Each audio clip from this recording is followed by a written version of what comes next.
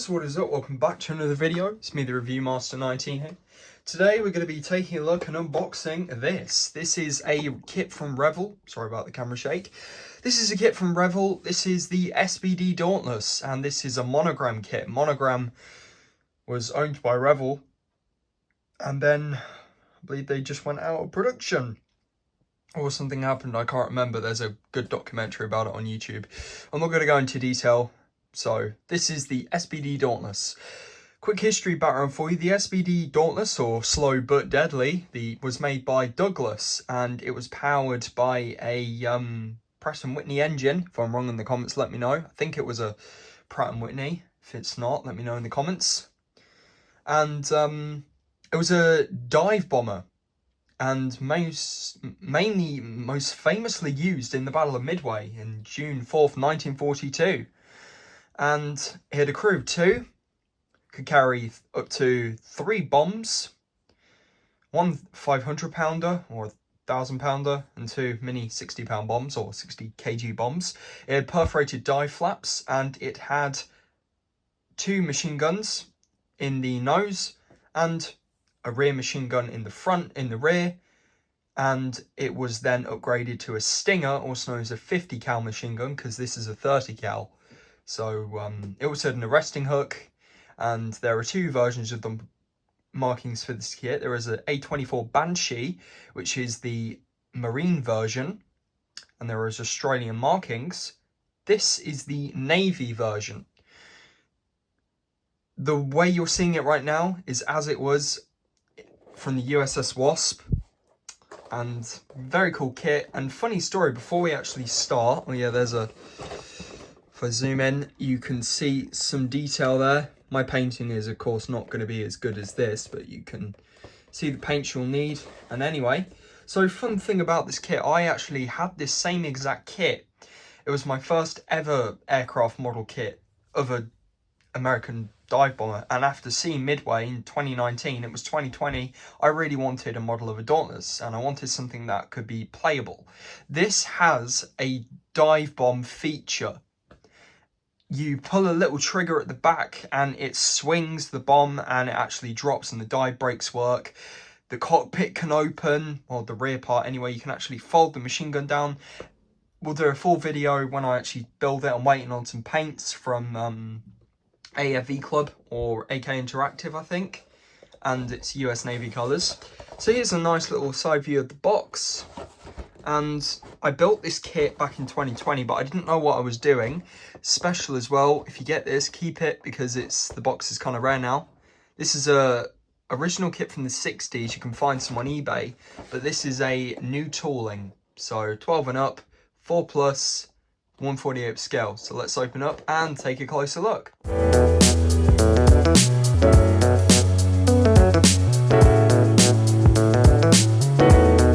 Let's open the box together.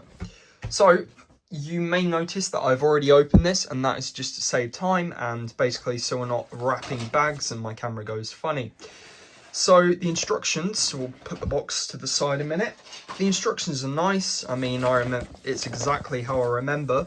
I didn't know what I was doing when I had this model, so I bought all the cheapest paints I could find and I ruined it, and the glue melted the wing. So these are all the paints you'll need. On the back of the instruction book, you've got all the markings. This is the decal placement. At the bottom, you've got the A24 Banshee, and it's got the Australian, New Zealand markings. And then here you've got the Navy version, and it does tell you that the dive brakes are red, so you know. I remember this clear as day. The instructions of this kit are massive and they're very clear. I like this sort of design. So you start off with assembling the cockpit, and it's got some detail. I remember you put the pilot in, and once the crew are in, they stay. This is not a mast. This is an antenna. And that's an antenna that goes there. And then you've got the bomb trigger, as I said. It's a kit that has a few play features, and then you put this in. I remember this being absolutely hard to put in because there's a little groove. Then you put the arrestor hook on, and the arrestor hook was always the one to break. You then assemble the fuselage.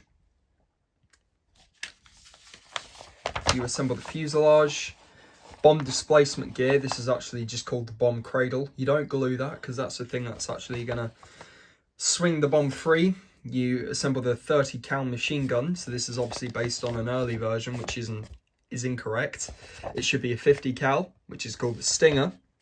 So it can move and it can elevate and stuff, and this actually goes into there because there were two little doors which opened, but on this model it's not that complicated. So you build the gunner, who's also called the radio operator, and you attach him there, and then you place him in there, just as I remember. And then you, of course, put the very terrible decal in, and then you assemble the wings, and these were always the pieces to break. You have to be very careful when you're doing this. And of course you put the wings on, the landing gear and the wheels, and don't glue the wheels if you want them to spin. And then you put the left and right stabilizers on, assemble the Pratt & Whitney engine, make it spin, dive flaps. Of course I'm going to be drilling holes into them to make it accurate. Bomb assembly, it comes with two, and of course it clips in.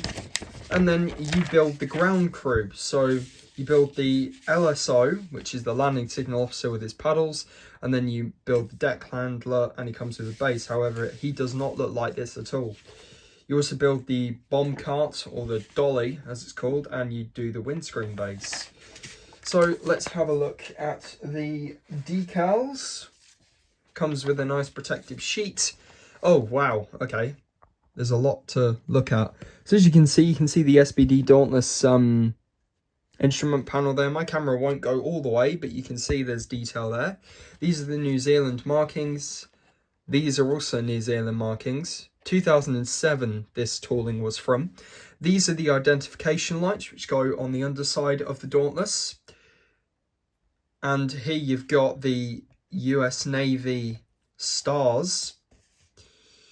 And if you look very closely, it's very tiny. I don't think my camera's going to be able to pick that up, but you can see it says fuel drain, no push, tie down ring, whatever that means, no push, and a tie down ring.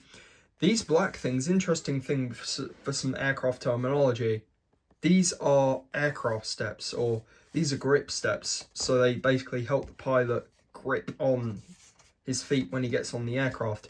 Parts for the propeller, which is nice, and then you got the fuel tanks. So very nice. It comes with a nice little protective sheet, which I love. I'm of course going to be using these ones, and I'm also going to be adding a white stripe to mine. So let's take a look at the first thing that I'm keeping in the bag. And I'm going to try something that I've never tried before, because it's always good to try new things. This is the cockpit. Clear plastic, and you can see the framing, which is very nice. Yep. This part would slide back, but on the model it doesn't. There's a little groove here for the telescope to go through. And then you've got the rear cockpit. Don't cut this off because that's the bit that slides it back and forth. And you can remove this, however this piece will go under there. Very cool. And it's prone to being scratched, so I might mask it. But I put it in this bag that it comes with because the cockpit is very fragile. Fuselage parts, you get two of them. So here's the fuselage. Very nice detail on the rudder. It looks like it moves, but it doesn't. I always remember this caster tail wheel never really stayed and it broke. It doesn't spin. You've got the arrestor hook. This is flash, I believe. That's not a... Yeah, that is flash. It's not a thing there. And there's so much riveting on here. It's riveting. And then you got the telescope there. The exhaust cowlings. And then you got the exhaust igniter there. These would usually be filled in with glass, but I'll paint them silver. This is for the bomb cradle assembly. And of course, landing gear fairings. There is some detail on the inside, so tiny bit, but you get the idea. And you get two of those. And I remember getting the kit and I just did not have the correct equipment, but I do now. And looking at the tooling, I just didn't appreciate how well everything went together. but I can see why so many people love this kit. It's not a bad kit at all. It just goes together really well with experience, if you know what you're doing. Back in 2020 when I was modelling, I didn't know what I was doing, and that was before I even started a channel. So as you can see, that will go together really well with some clamps, and it's going to look really beautiful. And I don't even think I'll need to sand this because it's really beautiful. But yeah, you get the idea. But the bomb release mechanism is going to be good. Now the engine you don't have to assemble. It is already assembled for you. You have the left and right vertical stabilizer, and there's even the trim tab, which is very nice. These are the dive brakes, which I'm going to drill holes into. So they're going to be painted blue on one side, and then the underside, these are all going to be red. And then you've got the crew, so you've got the pilot, and then you've got the gunner. And then you've got a bit that's snapped off, that was part of the fuselage tree. This is the bomb displacement gear, which clips in the bomb and swings it away. You've got the landing signal officer, and here's the engine. Lots of good detail there. And of course it just snaps in, which is nice. These are the undercarriage fairing doors. And then you've got the left wing and right wing. So the wing's got really nice detail here. Lots of beautiful riveting. Part where the dive brakes will go in. And then you got this weird monstrosity. Yeah, he's supposed to be a officer of some sort. Ground crew personnel. I'm not being funny, but his arm is just so skinny. That's not even accurate. He's like waving like, hey.